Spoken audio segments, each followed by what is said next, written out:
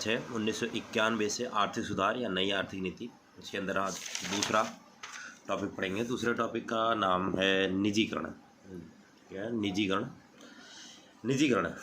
निजीकरण यह वह सामान्य प्रक्रिया है जिसके द्वारा निजी क्षेत्र किसी सरकारी उद्यम का मालिक बन जाता है या उसका प्रबंध करता है। क्या कह रहा है? यह वह सामान्य प्रक्रिया है जिसके द्वारा निजी क्षेत्र किसी सरकारी उद्यम का मालिक बन जाता है, किसी सरकारी उद्यम का मालिक बन जाता है या उसका प्रबंध करता है। एग्जाम्पल के द्वारा समझने की कोशिश करते हैं निजीकरण है क्या। मान लीजिए गवर्नमेंट की रेलवे चल रही है।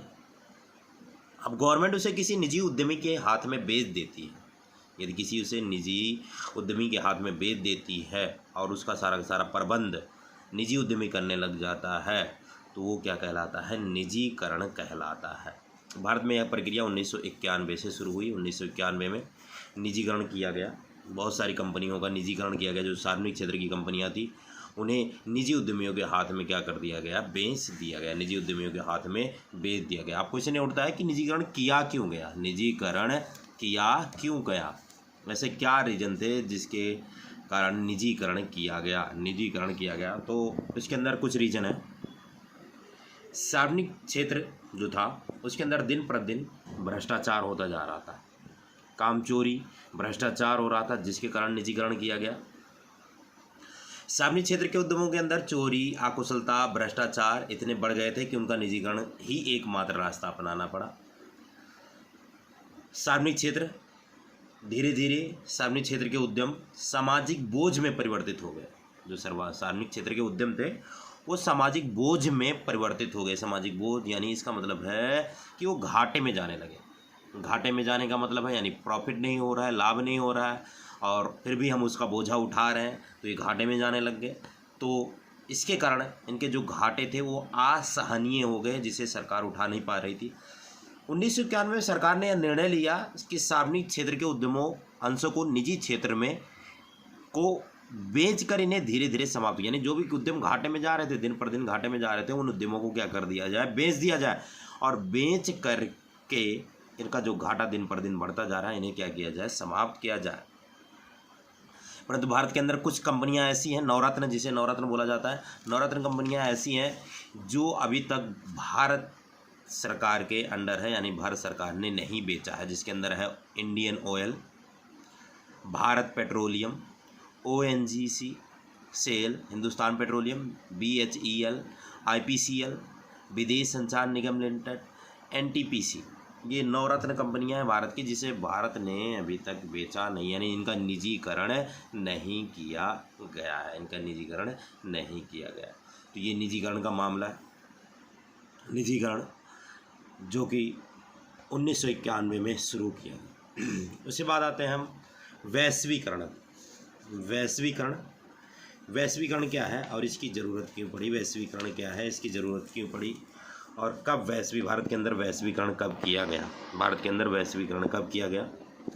वैश्वीकरण भी भारत के अंदर 1991 में ही किया गया। LPG में, मतलब जब निजीकरण उदारीकरण शुरू हुआ तभी वैश्वीकरण साथ में ही शुरू किया गया। वैश्वीकरण का मतलब है विश्व अर्थव्यवस्था को ग्राम अर्थव्यवस्था में बदलना। वैश्वीकरण का मतलब है विश्व अर्थव्यवस्था को ग्राम अर्थव्यवस्था में बदलना। अर्थात मतलब इसका ये है कि विश्व अर्थव्यवस्था को ग्राम अर्थव्यवस्था में बदलने का मतलब है जिस प्रकार से एक गांव से दूसरे गांव से आने जाने के लिए, व्यापार करने के लिए, वस्तुओं और सेवाओं को खरीदने बेचने के लिए कोई रोक टोक नहीं होता, कोई प्रतिबंध नहीं होता, ठीक उसी प्रकार से वैश्वीकरण का भी मतलब यही है कि विश्व अर्थव्यवस्था को ग्राम अर्थव्यवस्था में बदलना, यानी विश्व अर्थव्यवस्था के साथ व्यापार करने के लिए, यानी एक देश जब दूसरे देश के साथ व्यापार करता है तो कोई भी रोक टोक बिना किसी प्रतिबंध के एक देश दूसरे देश के साथ व्यापार करे। इससे अभिप्राय विश्व अर्थव्यवस्था में आए खुलेपन, बढ़ती हुई परस्पर आर्थिक निर्भरता, यानी एक देश दूसरे देश के ऊपर निर्भर कर रहा, आर्थिक एकीकरण के फैलाव से है। आर्थिक रूप से विभिन्न देश एक दूसरे के साथ जुड़ रहे हैं तो ये वैश्वीकरण है। वैश्वीकरण इससे प्राय विश्व अर्थव्यवस्था में आए खुलेपन, बढ़ती हुई आर्थिक परस्पर निर्भरता तथा आर्थिक एकीकरण के फैलाव से। भारतीय अर्थव्यवस्था के वैश्वीकरण को प्रोत्साहित करने वाली नीति संबंधी रणनीतियाँ, क्या रहा? भारतीय अर्थव्यवस्था के वैश्वीकरण को, भारतीय अर्थव्यवस्था में वैश्वीकरण को प्रोत्साहित करने वाली नीति संबंधी रणनीतियाँ, क्या रणनीतियाँ अपनाई गई जिससे वैश्वीकरण को बढ़ावा दिया जा सके, जिससे वैश्वीकरण को बढ़ावा दिया जा सके। तो इसके अंदर पहले रणनीति अपनाई गई, सबसे पहले विदेशी निवेश की अंश सीमा में वृद्धि, विदेशी निवेश की अंश सीमा में वृद्धि, यानी विदेशी निवेश यानी बाहर के लोग आकर के देश के अंदर निवेश जो करते हैं उसे विदेशी निवेश कहलाता है। इसकी सीमा में वृद्धि की गई। पहले क्या था कि विदेशी निवेश 100% नहीं था, यानी विदेशी आकर के देश के अंदर 100% निवेश नहीं कर सकते थे, लेकिन वैश्वीकरण के पश्चात अब कोई भी विदेशी कंपनी आकर के 100% यानी 100% तक निवेश कर सकती है। तो वैश्वीकरण के पश्चात विदेशी निवेश की अंश सीमा में वृद्धि कर दी गई, यानी विदेशी कंपनियां देश के अंदर अधिक से अधिक मात्रा में निवेश कर सकती हैं, 100% तक निवेश कर सकती हैं। दूसरे पॉइंट, रुपए की आंशिक परिवर्तनीयता, रुपए की आंशिक परिवर्तनीयता। वैश्वीकरण के उद्देश्य को प्राप्त करने हेतु भारतीय रुपए की आंशिक परिवर्तनीयता की अनुमति दी गई, यानी भारतीय रुपए को परिवर्तन किया जा सकता है। किन किन कामों के लिए परिवर्तन किया जा सकता है? वस्तु तथा सेवाओं को आयात निर्यात करने के लिए, यानी वस्तुओं और सेवाओं का आयात और निर्यात करने के लिए भारतीय रुपए को बदला जा सकता है। निवेश पर ब्याज प्राप्त करने के लिए, निवेश पर ब्याज प्राप्त करने के लिए, अगर निवेश कर रखा उस पर ब्याज प्राप्त करने के लिए, और परिवार के खर्चे के लिए भेजी गई रकम के लिए, परिवार के खर्चे के लिए भेजी हुई रकम। तो इन कामों के लिए रुपए की आंशिक परिवर्तनीयता की मंजूरी दी गई, यानी वस्तुओं और सेवाओं का आयात निर्यात करने के लिए, निवेश से ब्याज प्राप्त करने के लिए, परिवार के खर्चे के लिए भेजी गई रकम, इन सब कार्यों के लिए रुपए की आंशिक परिवर्तनीयता की मंजूरी दी गई। अगला पॉइंट क्या आता है? विदेशी वैश्वीकरण को प्रोत्साहित करने के लिए, वैश्वीकरण को प्रोत्साहित करने के लिए दीर्घकालीन व्यापार रणनीति अपनाई गई, दीर्घकालीन व्यापार रणनीति अपनाई गई। आर्थिक सुधारों के अनुरूप विदेशी व्यापार की नीति को दीर्घ अवधि अर्थात 5 वर्ष के लिए लागू किया गया था। इस नीति का मुख्य विशेषता यह है कि यह एक उदार नीति है।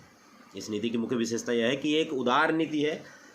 इस नीति के अंतर्गत विदेशी व्यापार पर लगे सभी प्रकार के नियंत्रण, प्रतिबंध सारे के सारे क्या कर दिए गए? हटा दिए गए।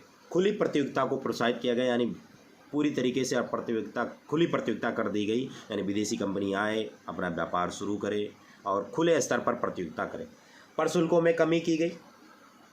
अगला पॉइंट आता है प्रशुल्कों। विदेशी व्यापार को वैश्वीकरण को प्रोत्साहित करने के लिए प्रशुल्कों में कमी की गई। प्रशुल्क यानी आयात कर जो थे उनमें क्या किया गया? कमी किया गया। प्रतियोगिता को प्रोत्साहित करने हेतु भारत तथा शेष विश्व के बीच किए जाने वाले व्यापार की अधिकांश वस्तुओं पर से प्रशुल्क अवरोधों को क्या कर दिया गया? हटा दिया गया। परिमाणात्मक प्रतिबंधों को हटाना। परिमाणात्मक प्रतिबंध का मतलब है कि पहले फिक्स था भाई कि तुम इतना ही आयात कर सकते हो, इतना ही निर्यात कर सकते हो, जो परिमाण लगे हुए थे इन परिमाणात्मक प्रतिबंधों को क्या कर दिया गया? हटा दिया गया। अब जितनी मात्रा में चाहे आयात करो, जितनी मात्रा में चाहे निर्यात करो। सन 2001 से सभी आयात मदों पर परिमाणात्मक प्रतिबंधों को पूरी तरीके से हटा दिया गया, यानी सन 2001 से जो भी परिमाणात्मक प्रतिबंध लगे होते उनको पूरी तरीके से हटा दिया गया। यह भारत के WTO के प्रति प्रतिबद्धता पर आधारित था। WTO की प्रतिबद्धता पर आधारित था। WTO वर्ल्ड ट्रेड ऑर्गेनाइजेशन, विश्व व्यापार संगठन पर आधारित था। तो ये पढ़ा हमने भारतीय अर्थव्यवस्था में वैश्वीकरण को प्रोत्साहित करने वाले कारक कौन कौन से कारण थे, कौन कौन सी रणनीति अपनाई गई जिससे वैश्वीकरण को प्रोत्साहित किया जाए। विदेशी निवेश की अंश सीमा में वृद्धि की गई, रुपए की आंशिक परिवर्तनीयता की मंजूरी दी गई, दीर्घकालीन व्यापार रणनीति अपनाई गई, प्रशुल्कों में कमी की गई, परिमाणात्मक प्रतिबंधों को हटा दिया गया। अब पढ़ते हैं LPG नीतियों का मूल्यांकन। LPG नीतियों का क्या मूल्यांकन किया गया? संक्षिप्त में LPG से अभिप्राय उदारीकरण, निजीकरण और वैश्वीकरण से की नीतियों से। LPG नीतियों का सकारात्मक प्रभाव। LPG नीतियों का सकारात्मक प्रभाव यानी LPG की नीतियों का हमारी अर्थव्यवस्था पर क्या धनात्मक प्रभाव क्या पड़े, क्या सकारात्मक प्रभाव पड़ा। पहला पॉइंट आता है इसके सकारात्मक प्रभाव क्या पड़े। एक कंपायन अर्थव्यवस्था, एक कंपायमान अर्थव्यवस्था। भारतीय अर्थव्यवस्था एक कंपायमान अर्थव्यवस्था बनी। भारतीय अर्थव्यवस्था निश्चित रूप से एक कंपायमान अर्थव्यवस्था बन गई है। देश की समूची आर्थिक गतिविधि के स्तर में वृद्धि GDP की समृद्धि द्वारा प्रदर्शित होती है। एलपीजी की नीतियों के बाद, एलपीजी की नीतियां लगने के बाद भारत की जो जीडीपी है वो तकरीब हर साल 8% प्रतिवर्ष के हिसाब से बढ़ने लग गई। भारतीय अर्थव्यवस्था एक कंबाइन अर्थव्यवस्था बनी। औद्योगिक उत्पादन का प्रेरक, ढेर सारे उद्योग क्या किए गए, लगाए गए, अधिक से अधिक मात्रा में उद्योग लगाए गए।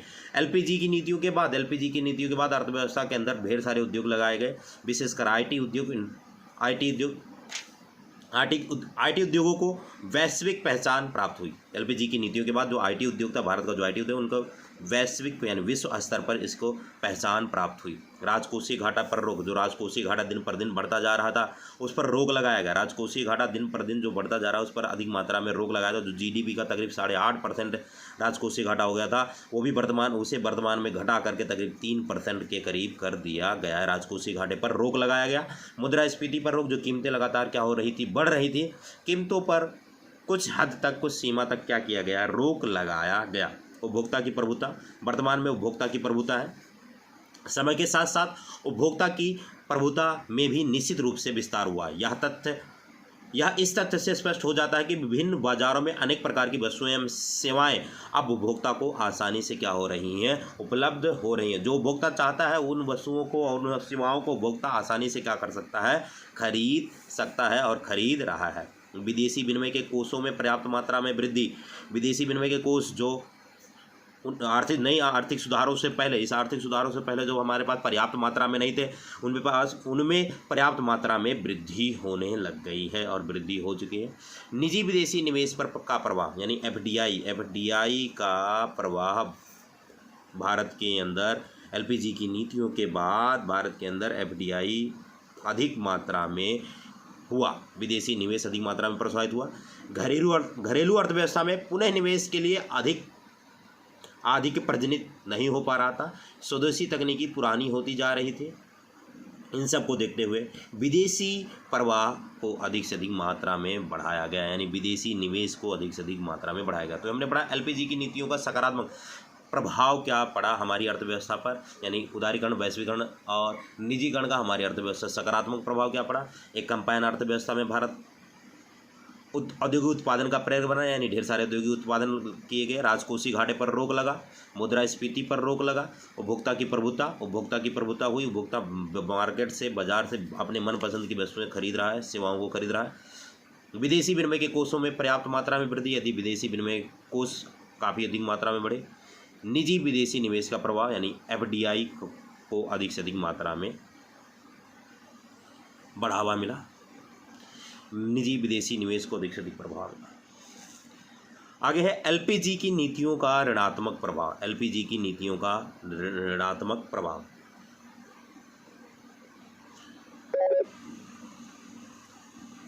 एलपीजी की नीतियों का ऋणात्मक प्रभाव क्या पड़ा। एलपीजी की नीतियों का ऋणात्मक प्रभाव, कृषि की अवहेलना की गई, यानी जो एलपीजी की नीतियां थी उनमें कृषि पर ध्यान नहीं दिया गया। कृषि पर जरा सा भी ध्यान नहीं दिया गया। जीडीपी में समृद्धि मुख्यतः द्वितीयक तथा तृतीयक क्षेत्रों के विकास के कारण संभव हुई। जो जीडीपी बढ़ रही थी उसमें वृद्धि जो हुई वो द्वितीयक और तृतीयक क्षेत्रों के विकास के कारण हुई। कृषि पर कोई ध्यान नहीं दिया गया। कृषि क्षेत्र औद्योगिक क्षेत्र के लिए कच्चे माल का एक महत्वपूर्ण स्रोत है, यानी औद्योगिक क्षेत्रों के लिए कृषि क्षेत्र कच्चे माल का एक महत्वपूर्ण स्रोत है।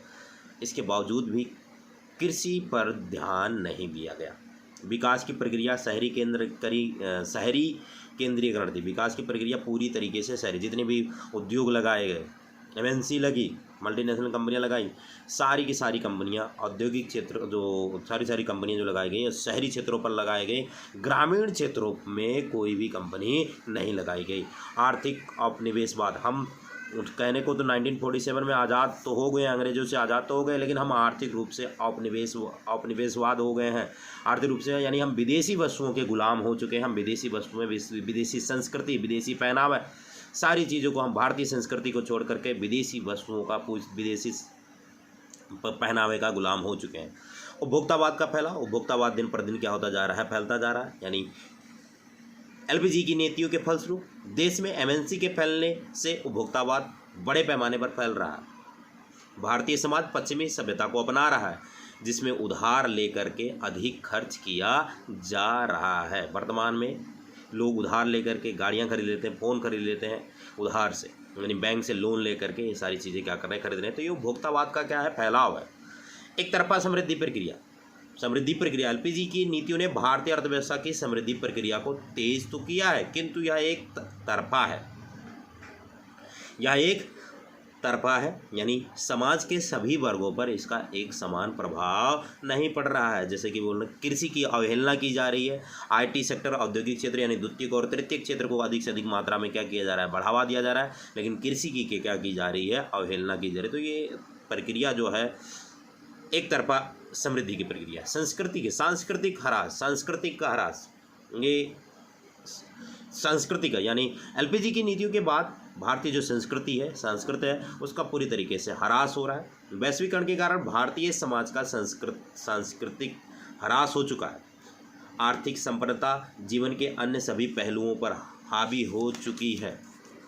आज प्रत्येक व्यक्ति आर्थिक रूप से स्वतंत्र तथा धनी होना चाहता है।